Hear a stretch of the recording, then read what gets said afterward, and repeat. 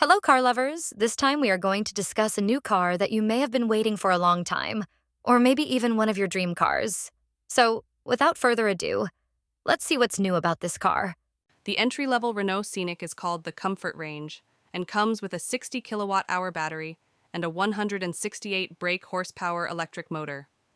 We haven't tried that version yet, but with 0 to 62 miles per hour, officially taking 8.6 seconds, its performance should be roughly on a par with a Hyundai Ioniq 5 standard range or Skoda Enyaq 50. The other option is called the Long Range and gets a larger 87 kilowatt-hour battery and a more powerful 215 brake horsepower electric motor. It's not much quicker though. We timed it accelerating from 0 to 60 miles per hour in a fairly underwhelming 8.6 seconds. The official time is 7.9. No Scenic is as nippy as a Kia Niro EV or Tesla Model Y, but most buyers won't be overly fussed by that. There's still plenty of punch to overtake traffic and get up to motorway speeds quickly. Arguably more important is how far an electric car can travel between charges, and in this department the Scenic boasts some more impressive numbers. Indeed, the long-range version has an official range of up to 379 miles. It varies slightly depending on trim level, which is better than any Ioniq 5, Niro EV, or Model Y. The Comfort Range Scenic has an official range of 260 miles, which is slightly more than the Ioniq 5 standard range and the Enyaq 50. You can expect roughly 180 to 220 miles from a full charge, depending on your speed and how warm or cold the weather is. You can adjust the weight of the steering by switching between the various driving modes, but even in sport mode, the steering is fairly light. In an ideal world, we'd like a little more resistance, but it is at least accurate, allowing you to place the nose of the car where you want it.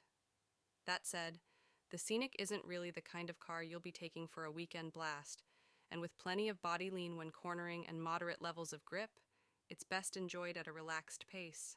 When you accelerate hard out of corners, there's noticeable torque steer, a phenomenon that causes the steering wheel to tug left or right in your hand unexpectedly. That's because, unlike most of its rivals, the Scenic has front-wheel drive rather than rear-wheel drive. The worst thing about the way the Scenic drives is its brake pedal.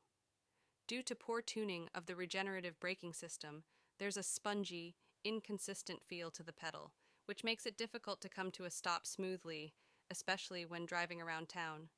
The EV6 and Model Y have much firmer, more consistent pedals that inspire more confidence. You sit higher up in the Renault Scenic than in the relatively low-slung Kia EV6, but not quite as high as you do in the Tesla Model Y.